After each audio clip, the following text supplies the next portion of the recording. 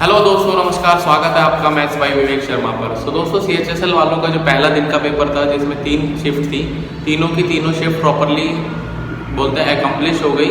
अब दोस्तों बात यह है कि पहले दिन के बाद क्या कंक्लूजन आप निकाल सकते हैं जिससे आपके आने वाले एग्जाम में भी आपको हेल्पफुल हो पाए। तो ज्योमेट्री का, मैं मैथ सेक्शन की बात करूँ, ज्योमेट्री का अच्छा खासा वहाँ पर वेटेज आपको देखने को मिल रहा है। हर शिफ्ट में कम से कम 4 से 5 सवाल ज्योमेट्री के आपको देखने को मिल रहे हैं। तो इस वीडियो में दोस्तों में जो इम्पोर्टेंट कंसेप्ट है जो कि पिछले 12 तारीख को आए हैं और हो सकता है आने वाले टाइम में और भी उस तरह के कंसेप्ट आपको देखने को मिले एग्जाम में, तो उन सब चीज़ों को मैं यहाँ पर कंपाइल करने वाला हूँ।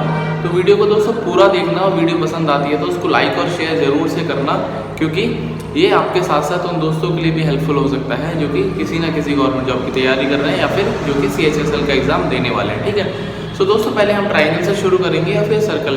जो ज़्यादातर जो क्वेश्चन आ रहे हैं ट्राइंगल और सर्कल के ऊपर ही आ रहे हैं। ठीक है। तो ट्राइंगल में दोस्तों जो पहला कंसेप्ट है, पहला कंसेप्ट क्या है कि यदि मेरे पास एक ये ट्राइंगल है और इसमें एक ये पैरेलल लाइन है, ये एक पैरेलल लाइन है, मैं इसको ए बी सी डी ई, ठीक है। मान लो ये मेरा 2 रेशियो है, ये मेरा 3 रेशियो है। तो आपसे पूछा जाएगा area A B E upon area B E B C. ठीक है। तो मैंने आपको पहले भी, यदि आपने मेरी वीडियो देखी है तो आपको ये पता होगा, यदि मैं इनका रेशियो निकालूँ तो यहाँ से यहाँ तक ये लेंथ, अगर मैं इसको 0 कंसिडर करता हूँ तो ये 2 हो जाएगी, और यहाँ से 0 से लेके 2 से लेके हो जाएगी 5 हो जाएगी। तो 2 में क्या करेंगे, 3 ऐड कर देंगे। ठीक है। तो एरिया क्या रहता है दोस्तों, एरिया एक स्क्वायर यूनिट है। क्या है? Square unit. और जो वॉल्यूम है दोस्तों वो एक क्यूबिक यूनिट है। ठीक है, ये बात आपको पता होगी। तो यदि मान लो मुझे एरिया निकालना है ए बी ई का, तो इसका बेस कितना है? इसका बेस है दोस्तों, दैट इज ये जो बेस है, ये 2 जो है वो इसका भी बेस रहेगी। ये बेसिकली बेस वैल्यूज है। क्या है? Base values. ठीक है। तो कितना रहेगा? 2 स्क्वायर, और इसका टॉप कितना है? 0। और यदि मैं बात करूँ दोस्तों इस वाले सेक्शन की, तो इसका बेस है मेरे पास 5, तो 5 स्क्वायर माइनस इसका टॉप कितना है दोस्तों? 2 स्क्वायर। तो 4/25 माइनस 4/21 इसका रेशियो सही उत्तर है। और यदि मान लो यहाँ पे सवाल में 4 यूनिट की वैल्यू कुछ दे रखी होगी तो आपको उसको इक्विवेलेंट करके आपको आंसर निकाल देना। ठीक है, ये पहला कंसेप्ट है। दूसरा कंसेप्ट क्या है, यदि मेरे पास दोस्तों एक ट्राइंगल है, we have a triangle A B C, और मान लो ये जो ट्राइंगल है यहाँ पर एक ये क्या है, सीबीएन है। ये क्या दोस्तों? सीबीएन है। सीबीएन क्या होता है? वर्टेक्स से कोई भी लाइन जो सामने वाले भुजा को कहीं पे इंटरसेक्ट करती है उसको सीबीएन बोलते हैं। मीडियन हुआ, ऑल्टरनेट मीडियन हुआ, एंगल बाइसेक्टर हुआ, ऑर्थोगोनल हुआ, तो सारे के सारे क्या है, मतलब ऑर्थोगोनल मतलब जो परपेंडिकुलर बाइसेक्टर जिसको बोलते हैं, या वो सारे के सारे क्या है दोस्तों, वो भी एक सीबीएन है। ठीक है। तो यहाँ से यदि मान लो ये रेशो ए है और ये रेशो बी है, ठीक है, ये ए रेशो बी में डिवाइड हो गया। तो दोस्तों जो इनका एरिया है, दोस्तों जो इनका एरिया है वो भी ए रेशो बी में क्या हो जाएगा, डिवाइड हो जाएगा। मतलब एरिया में बात करूँगा ए सी डी की अपॉन एरिया बात करूँगा ए डी बी की, इसका भी जो दोस्तों रेशियो है वो A/B हो जाएगा। ये भी काफ़ी इंपॉर्टेंट मतलब कंसेप्ट है, और यहाँ से भी डेफिनेटली आपके सवाल आ रहे हैं और आने वाले टाइम में भी आपको सवाल देखने को मिल सकते हैं। यदि आप इसका स्क्रीनशॉट लेना चाहें तो ले सकते हैं। ठीक है। बात करते हैं दोस्तों कंसेप्ट नंबर 3 की।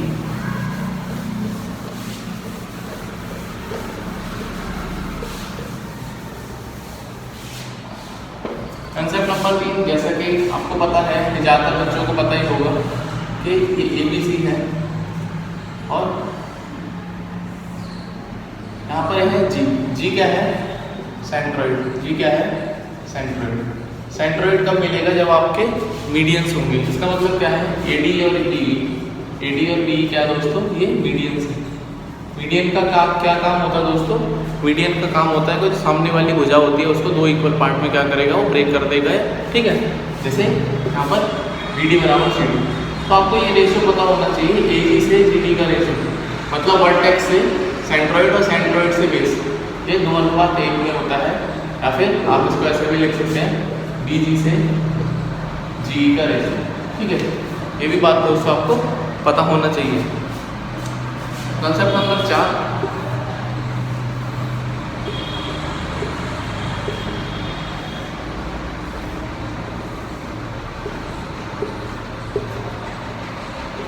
ठीक है। मान लो दोस्तों तीन सीवियन है, कहीं ना कहीं पे इंटरनली इंटरसेक्ट कर रही है ट्राइंगल में, तीन सीवियन है वो कहीं ना कहीं इंटरसेक्ट कर रही है ट्राइंगल में। तो ये रेशियो जो है आपसे बहुत बार सवाल पूछा जाता है कि इसका रेशियो और इसका रेशियो बताइए, मतलब किन्हीं भी दो रेशियो को आपको पूछ सकता है। तो उसके लिए दोस्तों आपको एक फॉर्मूला याद रखना है। तो फॉर्मूला ये है कि यदि मैं यहाँ से वर्टेक्स से पॉइंट तक की डिस्टेंस लेता हूँ और वर्टेक्स से टोटल डिस्टेंस लेता हूँ सारे केसेस में, that is BO upon OE, sorry BO upon BE plus CO upon CL, ये दोस्तों 2:1 होता है। दोस्तों 2:1 होता है, काफ़ी इंपॉर्टेंट है और डेफिनेटली यदि आपसे कोई भी रेशियो पूछा जाएगा तो आप यहाँ से इजीली निकाल सकते हैं। ठीक है, 4 कंसेप्ट होकर बात करते हैं नेक्स्ट कंसेप्ट।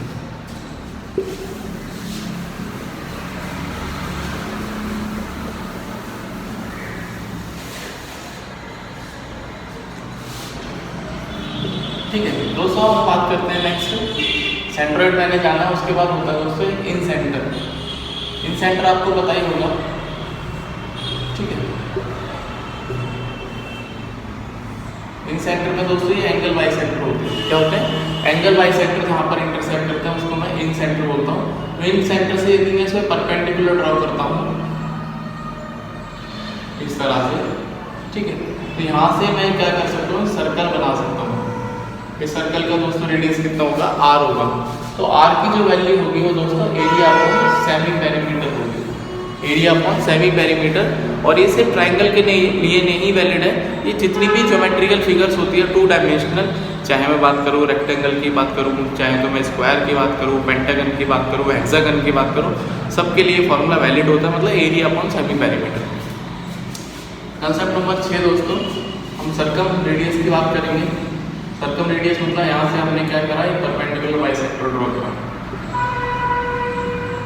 ये 90 डिग्री और ये 90 डिग्री। तो यहाँ से वर्टेक्स से पॉइंट यदि मैं इसको ज्वाइन करता हूँ और यहाँ से एक सर्कल ड्रॉ करता हूँ, तो ये डिस्टेंस दोस्तों R जो है वो क्या है, सर्कम रेडियस। तो दोस्तों सर्कम रेडियस जो रहेगा ABC upon 4 times area of the circle. ये भी काफ़ी इंपॉर्टेंट कंसेप्ट है। ठीक है, बात करते हैं दोस्तों कंसेप्ट नंबर 7 की। कंसेप्ट नंबर क्या 7 है दोस्तों? Stewarts theorem. क्या है? स्टीवर्ट्स नहीं, अपोलोनियस थ्योरम पहले बता देता हूँ। Apollonius theorem. तो अपोलोनियस थ्योरम दोस्तों क्या कहती है कि यदि मान लो मेरे पास एक ट्राइंगल है ABC और इस ट्राइंगल में ये मेरा मीडियन है, ठीक है, ये मीडियन है, ये A है, ये B है और ये D है। तो आपको दोस्तों क्या करना है, आपको जो रेशियो होता है, मतलब एक स्टेटमेंट है, वो आपको स्टेटमेंट याद रखनी है और काफ़ी बार एग्जाम में वो पूछा जाता है कि इसकी मीडियन की लेंथ बताइए। ठीक है, तो मीडियन की लेंथ बताने के लिए ये इंपॉर्टेंट हो जाता है, that is A² plus B² equals to twice of D² plus BD²। ठीक है, ये दोस्तों आपको पता होना चाहिए। अब BD के साथ में यहाँ पर CD भी आ सकता है, कुछ भी आ सकता है। तो ये दोस्तों अपोलोनियस थ्योरम की स्टेटमेंट आपको पता होना चाहिए। ठीक है, तो इसको स्क्रीनशॉट लेना चाहे तो आप ले सकते हैं।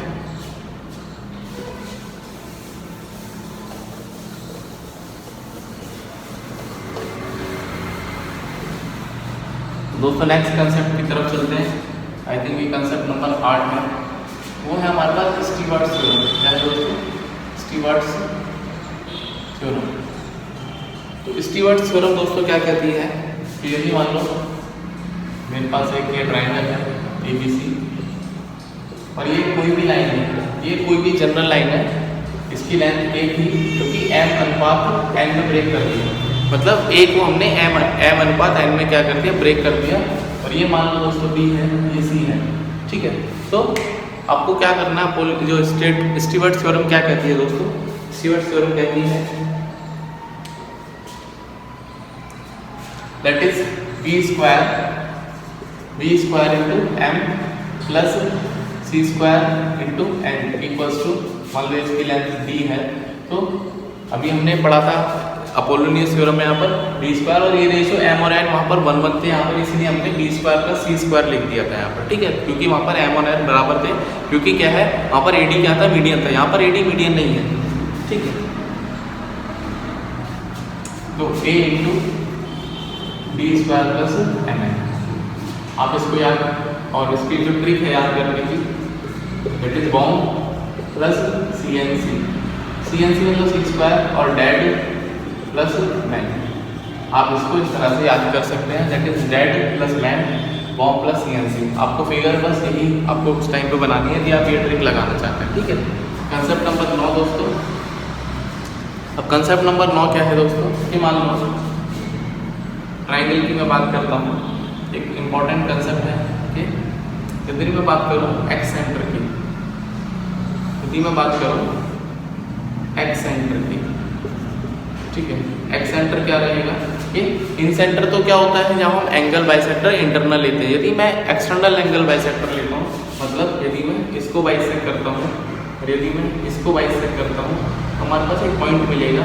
यहाँ से यदि मैं सर्कल को ड्रॉ करूँगा, ठीक है, तो इसका जो रेडियस रहेगा तो ये ए के सामने है, ठीक है। तो एरिया अपॉन एस माइनस आपको ये वाली जो लेंथ है जो टच हो रही है इसको माइनस करना है। सिमिलरली यदि मान लो आप बी पे निकालेंगे एक्स सेंटर, यहाँ पर बी ए लेंथ है, तो यहाँ पर आपको ए अपॉन एस माइनस बी करना पड़ेगा। सिमिलरली सी निकालेंगे तो ए अपॉन एस माइनस सी कर सकते हैं, ठीक है। तो ये भी कंसेप्ट है, इसको भी आप अपने दिमाग में रख सकते हैं।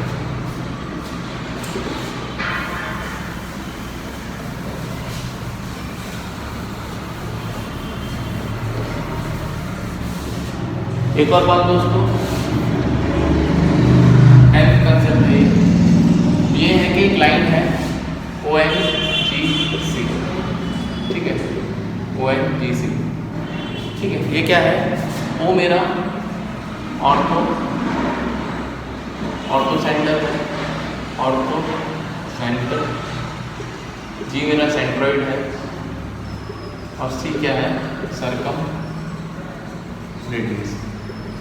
तो ये तीनों दोस्तों एक ही लाइन पर, स्ट्रेट लाइन पर लाई करते हैं, और ये जो लाइन होती है इसको हम यूलर लाइन बोलते हैं। क्या बोलते हैं दोस्तों, यूलर लाइन। तो सवाल ये इस तरह से आता है कि सेंट्रॉइड जो है वो ऑर्थो सेंटर और सर्कम रेडियस को कितने रेशियो में डिवाइड करता है, तो 2:1 में इसको डिवाइड करता है, ठीक है दोस्तों। कंसेप्ट नंबर 11, ठीक। अभी मैंने आपको इन सेंटर के बारे में बताया था, ठीक है, ये इन सेंटर बताया था मैंने आपको, ये इसके एंगल बाइसेक्टर होते हैं, ठीक है। तो यहाँ से एक सवाल पूछा जाता है, एंगल BIC। एंगल BIC दोस्तों कितना होगा, 90 प्लस A/2। यहाँ पर B आ गया, C आ गया, तो जो बचेगा उसका आधा करना है, ठीक है। यदि मान लो आपसे पूछा जाता है CIA, यहाँ पर A और C आ गया, तो इसका मतलब आपको B को क्या करना है, 2 से डिवाइड करना है। यदि आपसे पूछा जाएगा दोस्तों एंगल AIB, तो AIB कितना होगा, 90 प्लस एंगल C/2, ठीक है। ये I क्या है मेरा, इन सेंटर, क्या है, इन सेंटर, ठीक है। कंसेप्ट नंबर दोस्तों 12 की मैं बात करता हूँ। तो कंसेप्ट नंबर 12 क्या है दोस्तों, ABC। यदि मान लो ये इसके ऑर्थो सेंटर है, ऑर्थो सेंटर क्या हो रहेगा कि यहाँ पर ये 90 डिग्री जो रहता है, मतलब एल्टीट्यूड AD और B, यहाँ पर AD और B क्या है, एल्टीट्यूड से, क्या है, B दोस्तों इनका एल्टीट्यूड्स, ये क्या है दोस्तों, एल्टीट्यूड्स है, ठीक है। तो यहाँ पर जो ऑर्थो सेंटर होता है, यदि मैं आपसे पूछता हूँ कि एंगल CF, एंगल BOC कितना होगा, या फिर आप ऐसा बोल सकते हैं कि angle BOC plus angle A ये 180 होंगे। तो ये क्या होता है, सप्लीमेंट्री होते हैं। क्या होता है दोस्तों, सप्लीमेंट्री। क्या होता है दोस्तों, सप्लीमेंट्री। यदि आपसे पूछा जाए similarly angle BOA, angle BOA plus, देखो BOA यहाँ पर आ रहा है तो इसके सामने एंगल C आ रहा है, ये कितना होगा, 180 डिग्री, ठीक है। तो ये भी दोस्तों इंपॉर्टेंट प्रॉपर्टी होती है ऑर्थो सेंटर की और इन सेंटर की, कि आपको एंगल निकालने को कभी भी पूछा जा सकता है, ठीक है। तो अभी तक हमने 12 कंसेप्ट पढ़े। बात करते हैं दोस्तों नेक्स्ट कंसेप्ट की। आप बीच बीच में दोस्तों इसको लाइक करते रहें और वीडियो को शेयर भी करते रहें।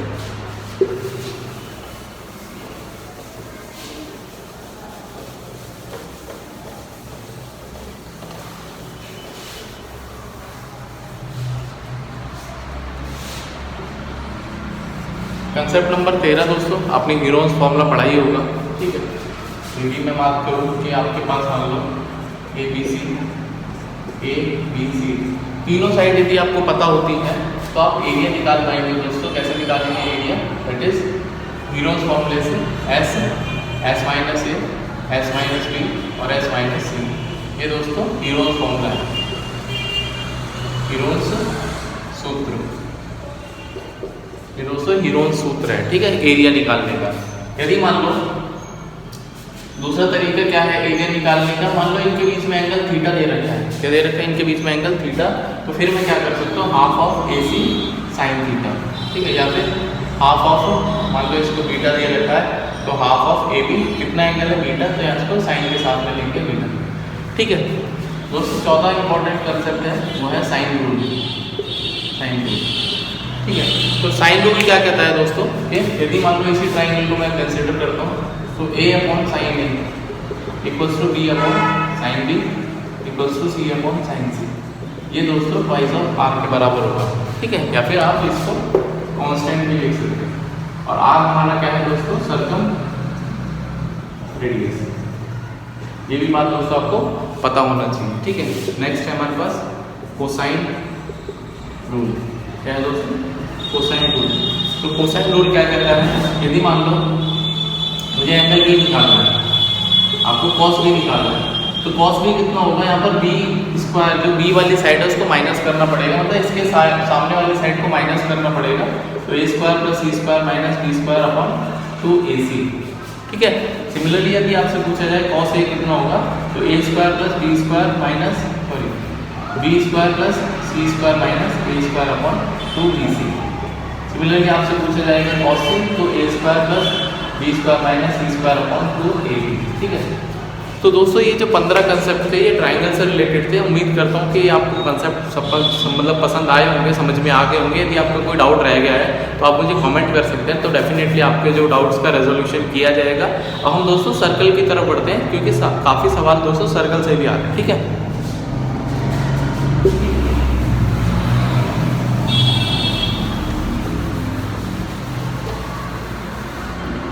अब दोस्तों सर्कल की जो बेसिक जानकारी है वो आपको पता ही होगी, ऐसे मैं मान के चलता हूँ, ठीक है। तो पहला जो कंसेप्ट है दोस्तों सर्कल में वो ये है, यदि मान लो एक मेरे पास सर्कल है और एक एक्सटर्नल पॉइंट P से यहाँ पर मैंने क्या करे टेंजेंट ड्रॉ करे PA और PB, ठीक है। तो पहली तो बात होती है दोस्तों कि इनकी जो लेंथ है वो बराबर होगी, PA बराबर क्या होगा दोस्तों PB होगा। दूसरी बात क्या है दोस्तों यहाँ पर, ठीक है, दूसरी बात दोस्तों यहाँ पर क्या है, यदि अभी एग्जाम में कल एक सवाल आया था, आपसे ये वाला एंगल पूछ लिया था, आपसे ये वाला एंगल पूछा था थीटा, और ये वाला मान लो ये एंगल दिया है दोस्तों बीटा, ठीक है। तो आपको ये बात पता होना चाहिए डायरेक्टली विदाउट एनी कैलकुलेशन, यहाँ पर जो दोस्तों थीटा होगा वो बीटा का आधा होगा। तो ये बात भी दोस्तों आपको डायरेक्टली पता होना चाहिए, ठीक है। सो दोस्तों जो दूसरा इसमें कंसेप्ट है सर्कल में वो ये है, यदि मान लो ये सर्कल है और P पॉइंट एक्सटर्नल से यहाँ पर हमने यहाँ पर सीकेंट ड्रॉ करे, क्या करे, पहले हमने टेंजेंट ड्रॉ करे थे, अब यहाँ पर सीकेंट ड्रॉ करे AB CB, ठीक है। तो ये बात दोस्तों आपको हर हालत में पता ही होना चाहिए, एग्जाम में आएगा ही आएगा। तो ये है दोस्तों कि दूसरा कंसेप्ट है PA इंटू PB, मतलब PA into PB equals to PC into PD। ये भी दोस्तों आपको ये बात बिल्कुल आपके जहन में उतर जानी चाहिए, ठीक है। तीसरी कंसेप्ट की बात करते हैं दोस्तों। तीसरा कंसेप्ट क्या है, यहाँ पर ड्रॉ कर देता हूँ सर्कल, ये हाँ दिखाई दे रहा है, ठीक है। मान लो एक तरफ तो मैंने टेंजेंट ड्रॉ करा, एक तरफ हमने क्या करा है टेंजेंट ड्रॉ करा, ये टेंजेंट है,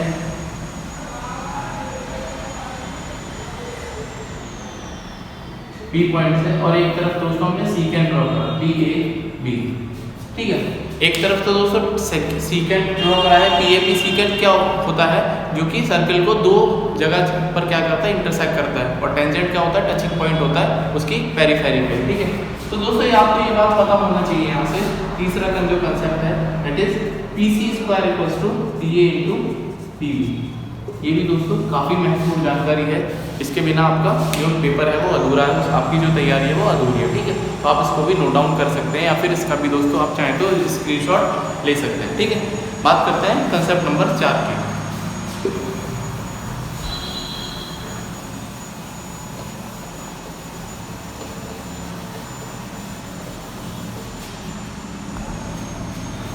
दोस्तों कंसेप्ट नंबर 4 क्या है, यदि यदि मान लो मेरे पास एक सर्कल है और एक सर्कल के एक कॉर्ड है ए बी, ठीक है, और यहाँ से मैंने एक सेंटर से यहाँ पर इस पर परपेंडिकुलर ड्रॉ करा, ठीक है।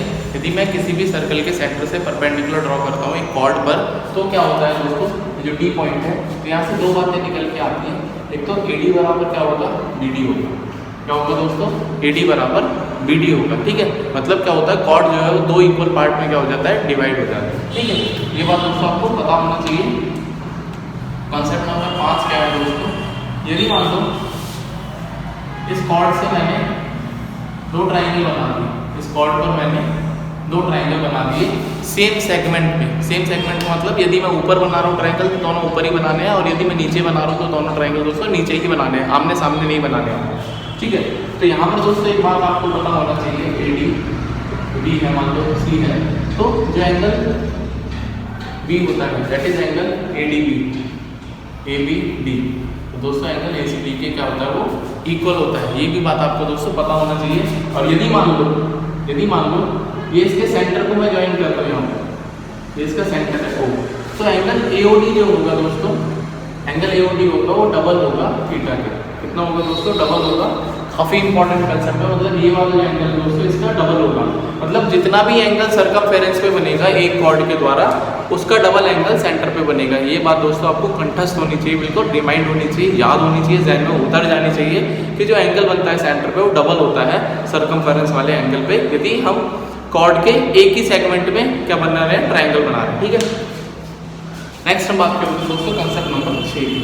तो कंसेप्ट नंबर 6 क्या है दोस्तों, कि यदि मेरे पास एक साइक्लिक क्वाड्रिलेटरल है, ये मेरे पास क्या है, साइक्लिक क्वाड्रिलेटरल, ठीक है। साइक्लिक क्वाड्रिलेटरल क्या होता है कि जिसमें आमने सामने के जो एंगल्स होते हैं, angle B plus angle D दोस्तों, और angle A plus angle C, दोनों के दोनों दोस्तों, that is angle A plus angle C equals to angle B plus angle D दोस्तों 180 डिग्री होती है। ये मेरा साइक्लिक क्वाड्रिलेटरल की कंडीशन होती है। ये भी बात दोस्तों आपको पता होना चाहिए, ठीक है। इसको रब करता हूँ मैं।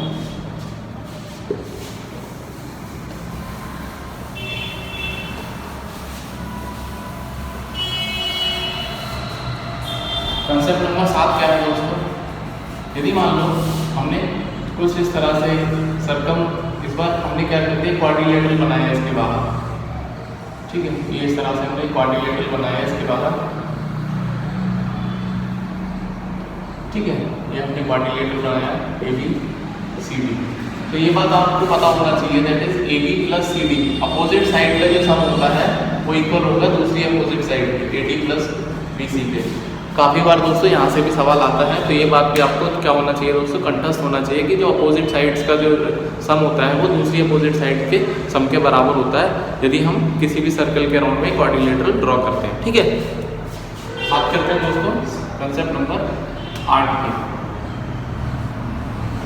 तो कंसेप्ट नंबर 8 क्या है दोस्तों, यदि मान लो हम ट्रेपीजियम की बात करते हैं, हमारे पास ट्रेपीजियम है, यदि हमारे पास एक ट्रेपीजियम है ए बी सी डी, ठीक है, और इनका जो रेशियो है ये मान लो 2:1 का रेशियो है, ठीक है। क्या है, 2:1 का रेशियो। मैं रेशियो की बात करूँ, यदि मान लो लेंथ 20 और 10 गिवन है तो रेशियो दोस्तों 2:1 आ जाएगा, ठीक है।